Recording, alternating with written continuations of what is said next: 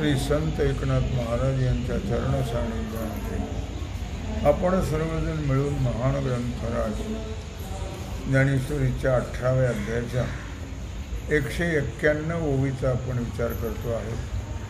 विषय आहे कर्म। केले कर्मी जे ध्यावे ते झणे मज होवावे, आज भोगुना बरवे हातीची भोग। भगवान श्रीकृष्ण परमात्मा अर्जुनाला सांगतात, अर्जुना जे काही कर्म केलं जातं ते फल त्याचं मला अर्पण करावं। कर्माच्या फलाची इच्छा करून कर्म करू नये, ते कर्मफल मला अर्पण करावं। झणे मज होवावे, आणि लगेच ताबडतोब ते कर्म अशा प्रकारे मला अर्पण करायचे आहे। आज भोगुणा बरवे हातीचे भोग। आता या न्यायाने कदाचित तुम्ही जर असं केलं तर मला माझी प्राप्ती झाल्याशिवाय राहणार नाही। म्हणजे कोणत्याही प्रकारचं जे कर्म असेल ते कर्म, त्या कर्माचं फल जे आहे ते मला अर्पण करून करा, म्हणजे माझी प्राप्ती त्यामुळे होऊ शकते। त्यापेक्षा आज हातात असलेले चांगले भोग का बरं भोगू नयेत असं कदाचित वाटण्याची शक्यता आहे। आहेत ना सर्व भोग। कुणाला भोग आहेत तर शरीर धड नाही, कुणाचं शरीर चांगलं आहे तर भोग नाहीत। असेल भोग जर अनुकूल असतील तर भोगायला काय हरकत आहे।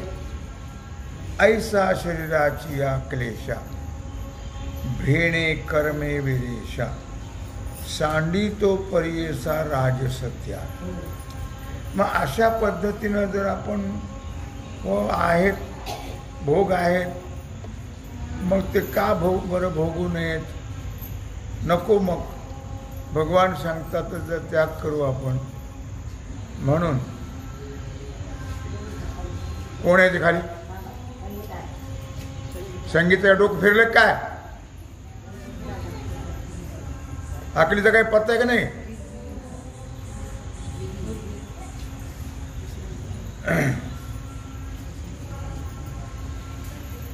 ऐसा शरीराची या क्लेशा,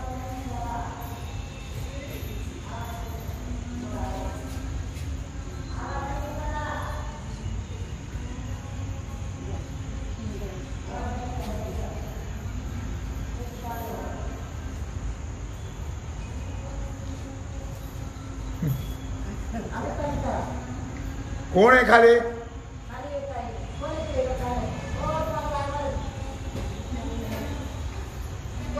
माळीनबाई खाली? माळीनबाई तर नसते हो, नाही तर मग कशाला आपल्याला वरडायची माळी येत नाही।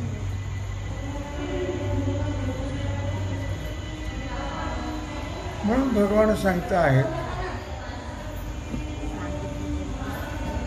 की ऐशा शरीराची या क्लेशा, भेणे कर्म विरेशा, सांडी तो परियेसा राजसत्या। तेव्हा विरेशा म्हणजे हे अर्जुना, अशा शरीराच्या क्लेशाच्या भयाने नको, आपल्याला डायबिटीस साखर खायची नाही। क्लेशाच्या भयाने त्याग करणं, दुःख होतं म्हणून त्याग करणं, त्याला राजस त्याग असं म्हटलेलं आहे। ऐशिया शरीराच्या क्लेशा, भेणे कर्म विरेशा, सांडी तो परियेसा राजस त्याग। तेव्हा शरीराला क्लेश होतात, म्हणून जर आपण त्याचा त्याग केला तर त्या त्यागाला राजसी त्याग असं म्हटलेलं आहे। एरवी येतही कर्म सांडे, परितया त्याग फळ न जोडे, जैसे उतले आगी पडे तेन लगेचे होमा। आपलं नेहमीचं उदाहरण इथं दिलेलं आहे। एरवी तेथही कर्म सांडे, परी तया त्याग फळ न जोडे। एरवी जरी विचार केला मग आपण समजा ज्याला आजार आहे आणि त्या विरुद्धात जर आपण त्याचा त्याग केला भोगाचा, तर तो त्याग नाही का? तो सुद्धा त्यागच आहे. पण परितया त्याग फळ न जोड, पण त्या त्याग केल्याचं फळ त्याला कधीच प्राप्त होत नाही. त्याला दृष्टांत दिला आपला नेहमीचा सगळ्यांच्या परिचयाचा. जैसे उतले आगी पडे ते न लगेचे होमा. तुम्ही जर उतू गेले काही गोष्टी आणि आपण जर म्हटलं ओम कृष्णाय स्वाहा किंवा श्रीकृष्णार्पण, ते होत नाही. या ओळी सांगतात असे जैसे उतले आगी पडे ते न लगेची होमा. पण त्या जे उतू गेलेलं आहे ते जर अग्नीत पडलं तर त्याचं हवन केल्यासारखं होत नाही. ते व्यर्थ जातं, वाया जातं. हा मुद्दाम जर तुम्ही केलं तर मग मात्र ते हवन होऊ शकतं. का बुडोनी प्राण गेले अर्धोदकी निमाले, हे म्हणो नये जाहले दुर्मरणच. आता काही लोक बघा गंगेमध्ये म्हणा, यमुनेमध्ये म्हणा, भागीरथीमध्ये म्हणा, बुडून मरतात काही लोक. ते बुडून जर मेले तर ते अर्धोदकी निमाले, हे म्हणू नये झाले दुर्मरणाची. मग जरी ते गंगेत मेले तर त्यांचा उद्धार होईल असं वाटतं? नाही होणार. ते मुक्त होतील काय? नाही होणार काय? हो, अर्थात मग त्यांनी जलसमाधी घेतली म्हणावं का नाथासारखी? नाही, जलसमाधीही म्हणता येत नाही. त्या दोहात गंगेमध्ये बुडून प्राण गेले तर त्याने त्याचं सार्थकही होणार झालं असं म्हणता येणार नाही. काही पहा खाणारे पिणारे लोक असतात, ते एकादशीला काही मरतात. जुगार खेळणारे, खाणारे पिणारे एकादशीला मरतात. ते पहा म्हणजे एवढं पाप केलं पण एकादशीला मिळाला म्हणजे काय मुक्त होतो का? नाही होणार. तो नरकालाच जाणार. तो कधी जरी मेला त्याचा काही उपयोग होत नाही. लक्षात ठेवा. तो गंगेत बुडून मेला काय, कुठं मेला काय, तो अधोगतीलाच. गंगेत बुडून मेला म्हणजे त्याचा उद्धार होतो, ही चुकीची कल्पना आहे. लक्षात ठेवा. म्हणून इथं म्हटलेलं आहे हे म्हणू नये झाले दुर्मरणाची. त्याने मोक्ष मिळणार नाही, उद्धार होणार नाही. उलट ते मरण म्हणजे एक दुर्मरण आहे, वाईट मरण आहे. त्याने मोक्ष प्राप्त होतो असं म्हटलं तर चुकीचं होईल, होणार नाही. असं कोण सांगतं? असं श्रुती मौली सांगते आहे. पण जलसमाधी करता माघ मासाचा काल असावा. काही लोक जलसमाधी घेतात. ते जलसमाधी केव्हा घ्यावी तर त्याला माघ मास असावा लागतो. आणि जलसमाधी घेणाऱ्याने प्राणक्षेत्रात जलसमाधी घेणारे जे आहेत त्याला एक तर माघ मास पाहिजे. दुसरी गोष्ट, प्रयाग क्षेत्रात जाऊन जर उत्तरामध्ये उत्तरायण सुरू झाल्यानंतर म्हणा, त्या उत्तरायणामध्ये जर त्याने अशा प्रकारे आपला देह त्याग केला अर्थात तरी त्याला आणि अशा प्रकारे उद्धार त्याचा होत नाही. मग समजा हे म्हणू नये झाले दुर्मरणाची. मग त्याने समजा त्याचं ज्याने जलसमाधी घेतली असं होतं, मग त्याची उत्तरक्रिया होते का? त्याचा उत्तरक्रिया जर कोणी करणारा नसेल तर सपिंडीपर्यंत श्राद्ध करावी लागतात. आणि गोदान, धनदान, भूमिदान, सुवर्णदान हे त्याच्या प्रीत्यर्थ करावं लागतं. आणि त्याचप्रमाणे एक दिवस उपोषण करावं लागतं. दुसऱ्या दिवशी भगवान विष्णूची पूजा करावी. मग अशा प्रकारे पारणं करावं आणि नंतर विष्णूचं ध्यान करत करत आणि अशा प्रकारे त्या त्रिवेणीमध्ये म्हणा, गंगा असेल, यमुना असेल, प्रयाग असेल, त्याच्यामध्ये प्रवेश करावा आणि मग समाधी घ्यावी. अशी विधिवत समाधी घेतली तर त्याला फल प्राप्त होईल. एखाद्याने उडीच मारली आणि प्राण दिला यमुनेमध्ये, गंगेमध्ये, भागीरथीमध्ये, तर त्याचा उद्धार होणार नाही. म्हणून त्याला विधी सांगितला श्रुतीनं. त्या विधीप्रमाणे जर त्यांनी जलसमाधी घेतली तरच त्याचा उद्धार होऊ शकतो, तो मुक्त होऊ शकतो. असा हा जलसमाधीचा विधी आहे. एवढा विधी पाण्यात अकस्मात बुडून जर मेला मनुष्य तर त्याला जलसमाधी म्हणता येत नाही. आणि त्याची जर क्रिया केली तर ती क्रियाही सक्सेस होत नाही. लक्षात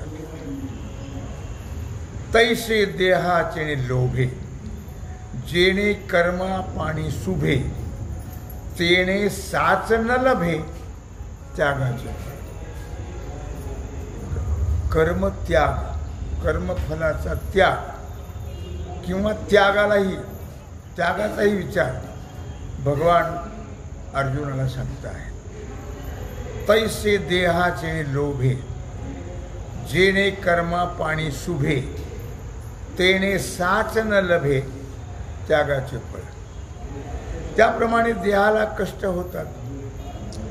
म्हणून देहाच्या लोभाने ज्याने प्राण त्याग केला, काही लोक असं करतात, खूप कष्ट होत आहेत किंवा घरातली माणसं लक्ष देत नाही आहेत, मग ते अन्नपाण्याचा त्याग करतात आणि अन्नपाण्याचा त्याग करून प्राणत्याग करतात.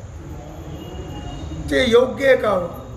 ते अयोग्य आहे, योग्य नाही. मागची जी माणसं असतात त्यांना त्याचं खूप दुःख भोगावं लागतं. याने जर असा प्राणत्याग केला, त्याला आपण जैन भाषेमध्ये संथारा म्हणतो, असे काही लोक करतात. किंवा आता घरी त्रास होतो आहे, लोक लक्ष देत नाही आहेत किंवा आजाराने त्रास होतो आहे, मग ते अन्नपाण्याचा त्याग करतात आणि अन्नपाणी सोडलं की प्राण जाणारच. मग असं अन्नपाणी सोडून जर प्राणत्याग झाला तर त्याचा उद्धार होत नाही. उलट पक्षी घरातले जे कुटुंबातली लोक आहेत त्यांना त्याचा त्रास होऊ लागतो पुढे, असं भगवान अर्जुनाला सांगत आहे.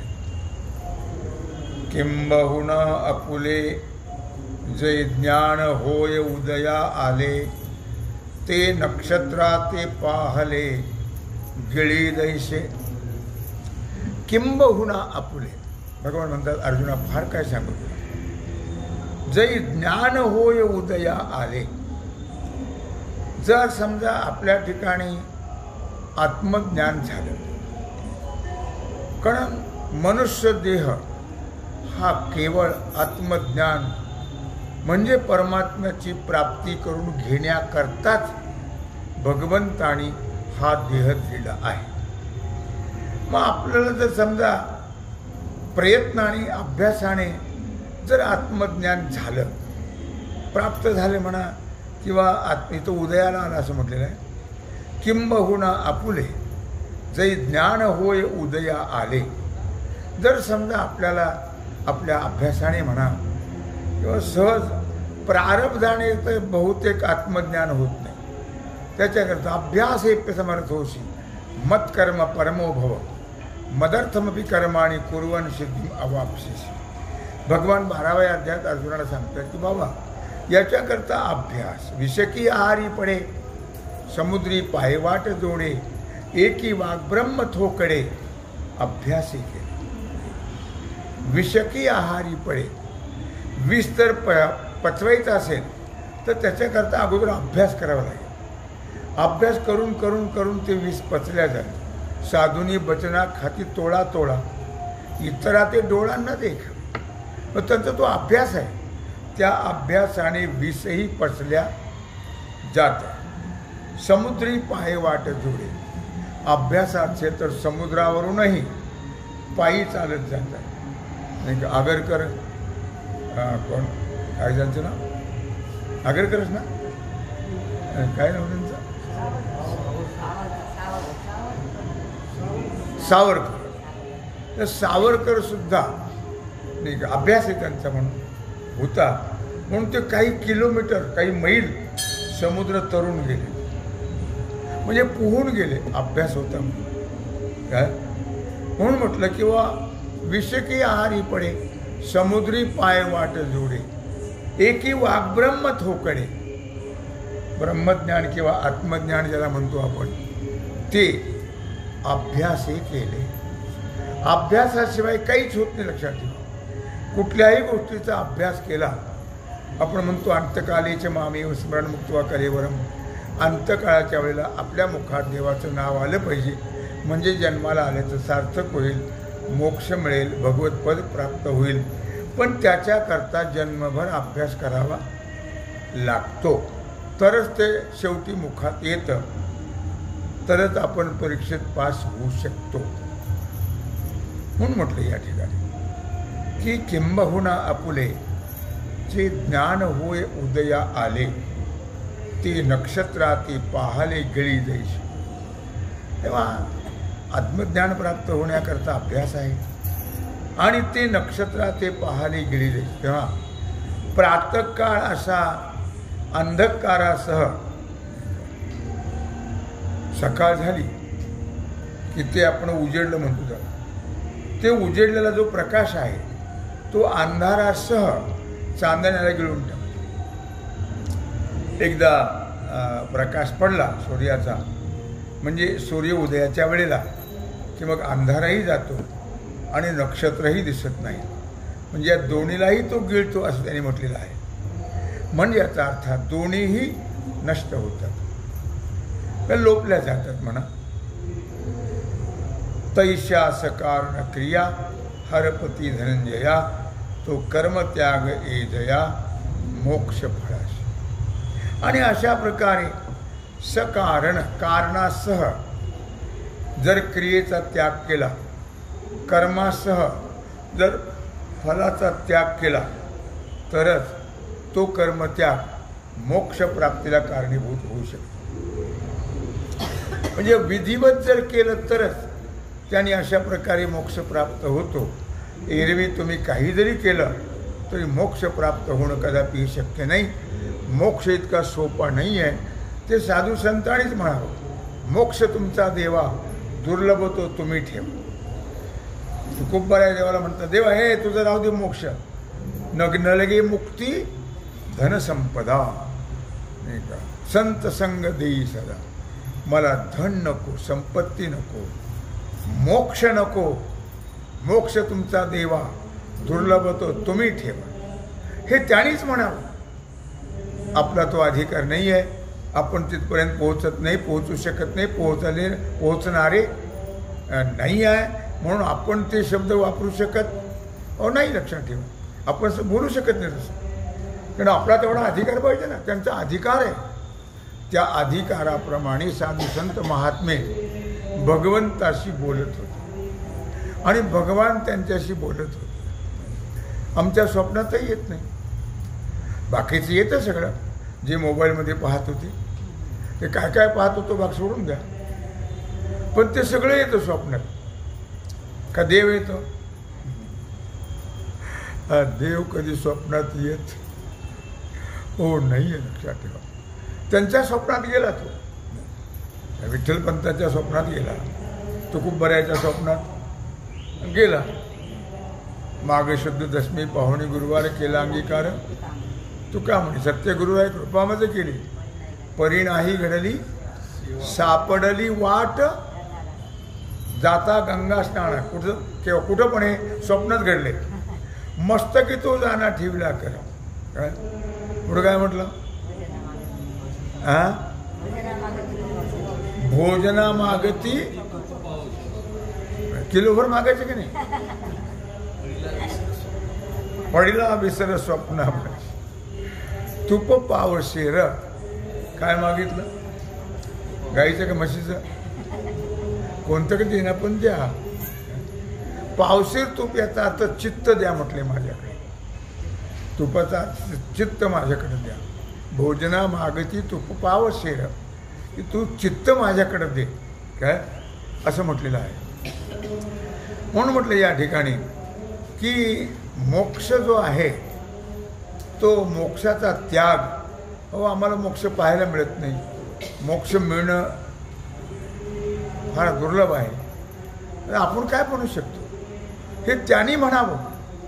हो, ज्यांचा अधिकार आहे, ज्यांची अखंड भक्ती आहे, दिनरजनी हाची धंदा गोविंदाचे पोवाडे, हे ज्यांचं आहे त्यांनी ते म्हणावं. नाही का आपण काय म्हणू शकतो लक्षात. ज्याची प्रकृती चांगली आहे, सुदृढ आहे, ज्याला शुगर नाही, BP नाही, त्यांनी साखरेचा त्याग करावा. त्याने चहा पिऊ नये. ज्याला डायबिटीज झाला आणि त्याने साखर खायची नाही. ते आम्ही जेव्हा सोहळ्यात जायचो ना तेव्हा फार तर फार लाखापर्यंत लोक असायचे. 70,000 80 लाखापर्यंत लोक असायचे. त्या बारामतीजवळ एक माणूस असायचा, मोठा श्रीमंत माणूस. तर सगळ्या पालखीच्या लोकांना लाडूचं जेवण घालायचं. एक दिवस त्याचं जेवण असायचं सगळं. आता माहीत नाही मला, पण तेव्हा होतं ते. आता ते जेवण घालायचा आणि लांब जाऊन उभं राहायचा. पंक्ती एक वाढायचं सुरू झाल्या की त्याने लांब जाऊन उभं राहा. एका वारकऱ्याने विचारलं का हो हे पंगत कोण घालतं? तर म्हणले आम्हीच घालतो. मग तुम्ही लांब जाऊन उभं राहता? ते म्हणले असं आहे की मला लोकांनी लाडू खाली की राग येतो. त्यांनी काय सांगितलं, लोकांनी लाडू खाल्ले की मला राग येतो. तो म्हणलं मग कशाला जेवण घालता तुम्ही? तुम्हाला जर लोकांनी लाडू खाल्ल्यानंतर राग घडलेली होते, तुम्हाला जर राग येतो तर मग कशाला तुम्ही जेवण घालता? काय तो म्हणला या कारखाना आहे ना हा, तो आपलाच आहे. एका तासाला 70 क्विंटल साखर निघते एका तासाला, म्हणून मी हे जेवण घालतो. मग तुम्ही लांब जाऊन उभा राहता. हो म्हणले कोणी साखर खाल्ली, गोड खाल्लं तर मला राग येतो. मी का सांगतो लक्षात ठेवा, काय उपयोग आहे त्याचा? रोग झाल्यानंतर जर तुम्ही त्याग केला तर त्यागाला महत्त्व नाही आहे. चांगला असताना त्याग करावा. चांगला असताना चहा पिऊ नये, चांगला असताना साखर खाऊ नये, गोड खाऊ नये. रोग झाला तर कोणी सोडील. म्हणून म्हणतात त्या ठिकाणी की ते मोक्ष फळ अज्ञान त्यागिया नाही अर्जुना. पहा स्पष्ट सांगतात, म्हणून तो त्याग न माना राजसतो. म्हणून मोक्षफळ जे आहे ते अज्ञानामध्ये केलेलं जे कर्म, त्या कर्म करणाऱ्याला तो मोक्ष प्राप्त होणार नाही. जाणून कर्म केलं पाहिजे. वेदशास्त्र जाणून जर कर्म केलं तर मग त्याला मोक्ष मिळेल. पण अज्ञानामध्ये कर्म केलं, त्याला कळत नाही आहे, तर त्या कर्माने त्याला कदापिही मोक्षप्राप्ती होणं शक्य.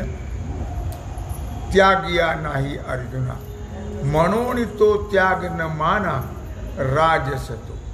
आणि म्हणून त्या त्यागाला कोणता त्याग म्हणतात? त्या त्यागाला राजस त्याग म्हणतात. त्याने मोक्ष प्राप्त होत नाही. तरी कोणी पायथ त्यागे ते मोक्ष फळ घर रिघे, हेही ऐका प्रसंगी बोलिजेल.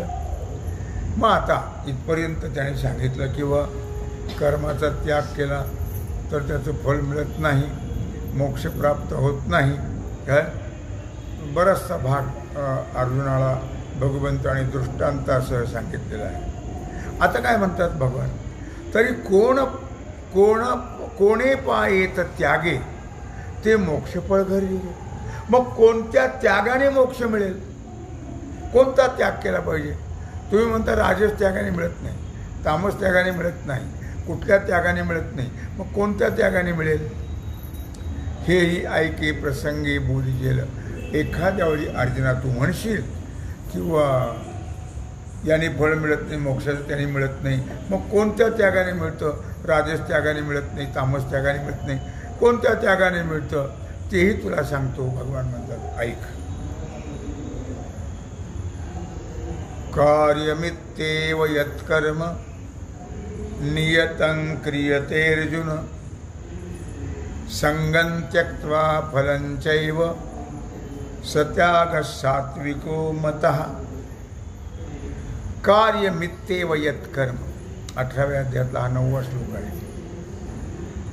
नियतं क्रियते अर्जुन संगं त्यक्त्वा फलं चैव सत्याग सात्विको मतः. भगवान सांगताय की आपल्या वर्णाश्रमाचं कर्तव्य म्हणून, ज्या वर्णामध्ये, ज्या आश्रमामध्ये आपला जन्म झालेला आहे त्या वर्णाश्रमाप्रमाणे जे कर्म आहे, जे कर्तव्य आहे त्या वर्णाश्रमाचं, ते कर्तव्य म्हणून केलं पाहिजे. आपलं कर्तव्य म्हणून करायचं आहे ते, असा उपदेश वेद करतो आहे की ज्या वर्णाश्रमामध्ये आपला जन्म झालेला आहे ते कर्म आपण आपलं कर्तव्य म्हणून करा. पण त्याच्या ठिकाणी फलाची इच्छा नाही करायची, कर्तव्य म्हणून करायचं. फलाचा त्याग करून कर्म करायचं, फलाची इच्छा करायची नाही आहे. आणि संगं त्यक्त्वा फलं चैव सत्याग सात्विको मतः. या संघाचे पुष्कळ प्रकार आहेत, लक्षात ठेवा. मग या ठिकाणी काय सांगितलं त्यांनी की संघ टाकला पाहिजे. संघ हा फार वाईट आहे. संगतीने सगळं वाटोळं होतं. संगती म्हणून सदा संगती सज्जनाची करा. नेहमी दुर्जनाची संगत करू नये. दुर्जनाच्या संगतीने आपल्या ठिकाणी असणारे चांगले संस्कार तेही जातात आणि आपल्याला वाईट संस्कार होऊन आपण तर जातोच, पण कुळासह अधोगती प्राप्त. व संघ हा बैसता चोराची संगती तैशी होय बुद्धी देखताची चिंधी मन धावे. तुम्ही पहा, तुम्ही जर भजन करत बसलात ना टाळ्या वाजवून, तर लहान मुलंही टाळ्या वाजवून भजन करतात. संस्कार संगतीचा परिणाम होतो त्यांच्यावर. तुम्हाला जर एखाद्या चोट्ट्याची संगत लागली ना तर तुम्ही सुद्धा चोरूनच खाणार, चोऱ्याच करणार.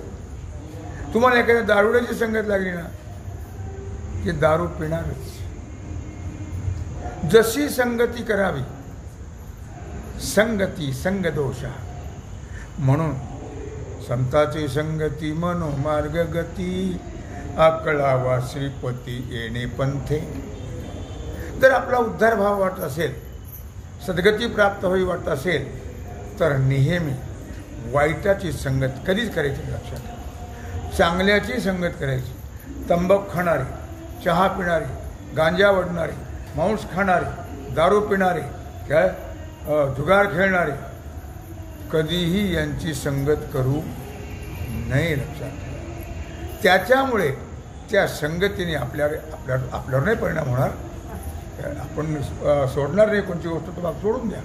पण एक विषय आला म्हणून मी सांगतो. काय तुम्ही किती जरी बोंबललं तरी वारकरी, काही वारकरी असे मूर्ख असतात की ते तंबाखू सोडतच नाही. त्या काही महाराज लोक सुद्धा हो तंबाखू सोडत हो नाही आहे. काय मला मुद्दा काय, संगती हा जो परिणाम होतो तो कशामुळे होतो? ह्या सगळ्या वाईट गोष्टीचा जो परिणाम होतो तो केवळ संगतीमुळे. म्हणून अशाची संगती करू. समर्थ म्हणतात सदा संगती सज्जनाची करा. नेहमी सज्जन, निर्व्यसनी, भगवत भजनी भक्त यांची संगती करा. कोणाची फाजील लोकांची संगत करू नये.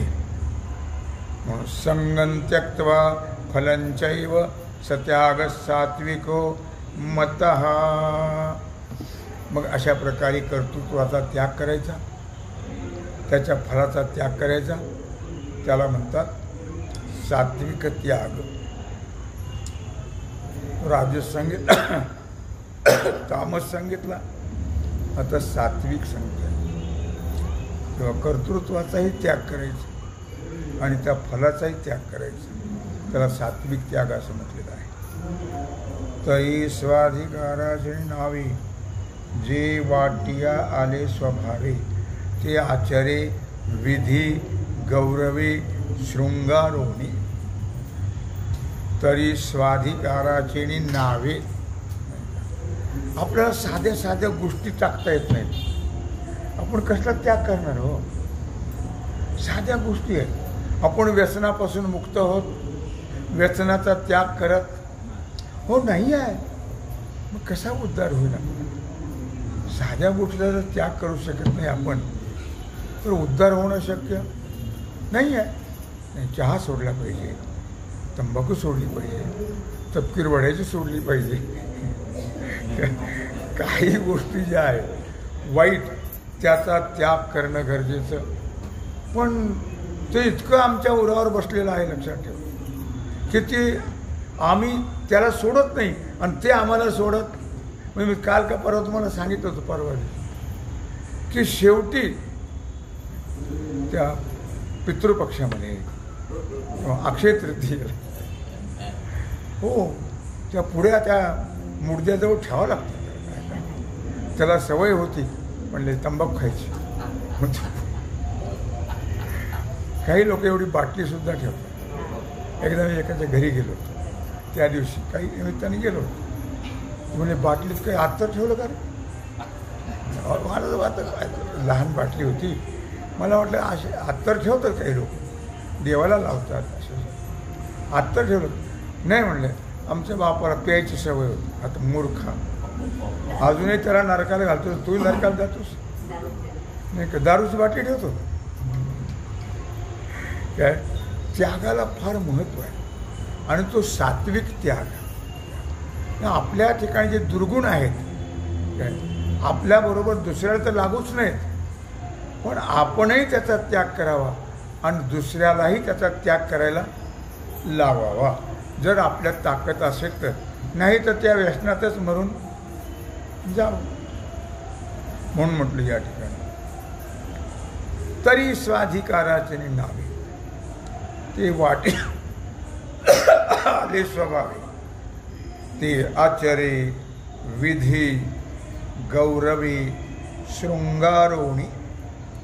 म्हणून जी माणसं आपल्या वर्णाच्या नावाने म्हणा, आश्रमाच्या नावाने म्हणा, जे आपल्या स्वभावताच वाट्याला आलेले जे कर्म आहे ते कर्म करतात आणि शेवटी त्या कर्माचाही त्याग करतात आणि त्या कर्माच्या फलाचाही त्याग करतात. परी हे मी करीत असे. पण आणखी एक महत्त्वाचा भाग सांगतात बाबा. ऐसा आठवत्यजी मानसे, तैसेची पाणी दे असे फळाची ये. आता बघा महत्त्व सांगतात. परी हे मी करीत असे. आपण कुठलंही शुभ कर्म म्हणा, सात्विक कर्म म्हणा, आपण जर करत असो तर ती त्या कर्माची आपल्याला आठवणसुद्धा नसावी.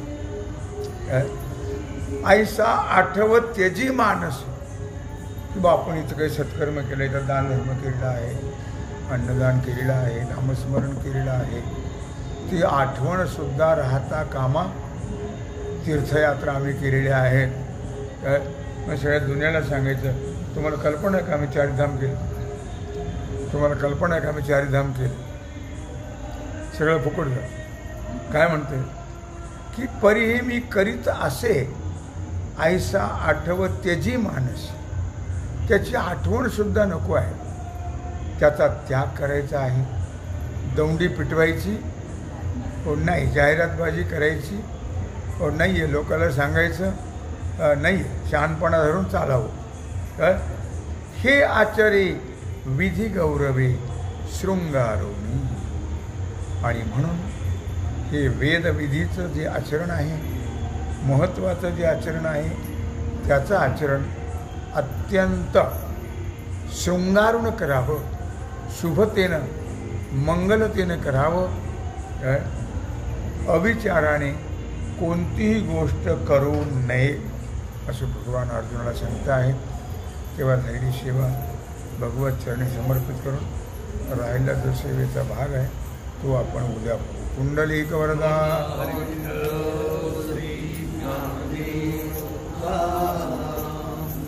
ओम नमः पार्वती पते हर. सीताराम सीताराम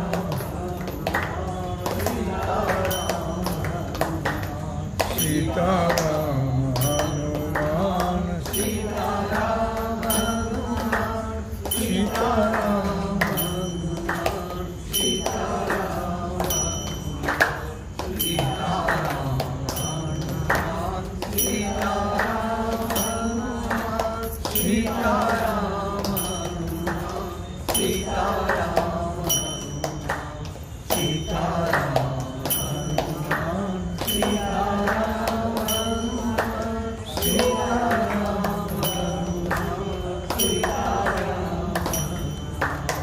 जय गणेश जय गणेश जय गणेश देवा.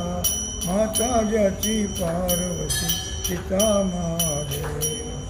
सगळे बरोबर म्हणू आपण. जय गणेश जय गणेश देवा. माता ज्याची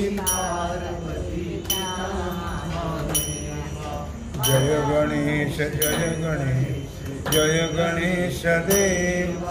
माता ज्याची पार्वती माता ज्याची एकदंत दयावंत चारी भुजाच्या धारी. एकदंत दया चारी माते सिंदूर सोहे मुशक की सवारी. माते सिंदूर सोहे मुशक की सवारी. जय गणेश जय गणेश देव. माता ज्याची जय गणेश माता ज्याची माता ज्याची अंधन को आँख देत कोड़ी न को काया. अंधन को अंधन को आँख देत वांजन को पुत्र देत निर्धन को माया. वांजन को पुत्र जय गणेश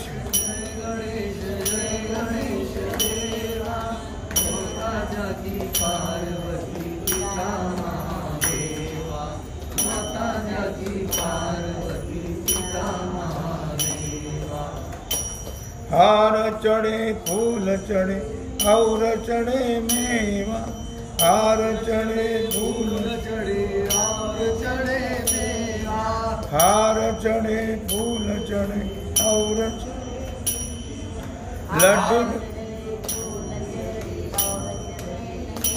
सगळे बरोबर म्हणून तुम्हाला काय होतं काय सांगितलं तरी तुम्ही ऐकत त्यांच्याकडे काय बघायचं. तुम्हाला सांगतोय ना मी. हार चढ़े फूल चढ़े और चढ़े हार फूल चढ़े और चढ़े मेवा. लड्डून का भोग लगे संत करे. लड्डून का भोग लगे संत करे सेवा. लड्डून का भोग लगे भोग लगे संत करे सेवा. जय गणेश देवा. माता ज्याची पार्वती पिता महादेवा. माता ज्याची पार्वती पिता महादेवा. दिनन की लाज रखो शंभु सुतकारी. जिनन की लाज शंभु सुत कामन न की पूर्ण करो जाओ बलिहार कामन न की पूर्ण करो जाओ जय गणेश जय गणेश जय गणेश मुग्ध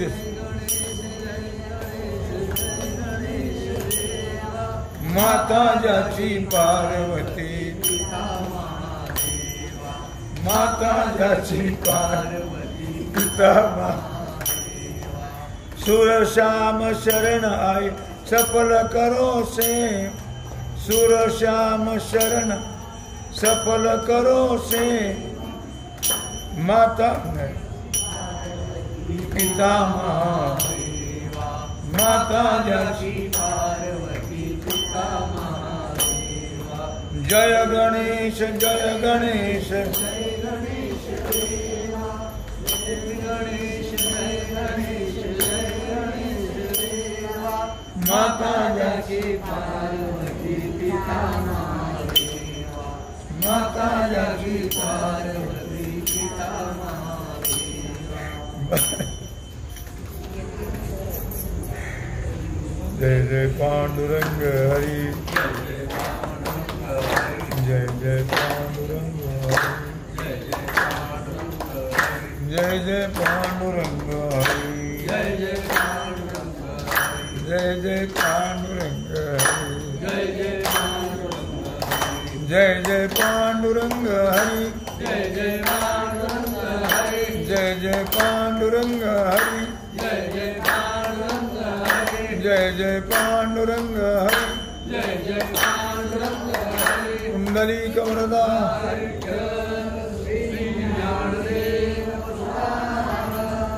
पंढरीनाथ भगवान की जय श्री सद्गुरु ज्ञानेश्वर महाराज की जय श्री सिद्धेश्वर भगवान की जय ओम नमः पार्वती पते हर हर महादेव सीताकांत स्मरण जय जय राम श्री रामचंद्र भगवान की जय श्री हनुमान जी महाराज की जय श्री सद्गुरु योग महाराज की जय श्री छत्रपति शिवाजी महाराज की जय भारत माता की जय उद्याचं काय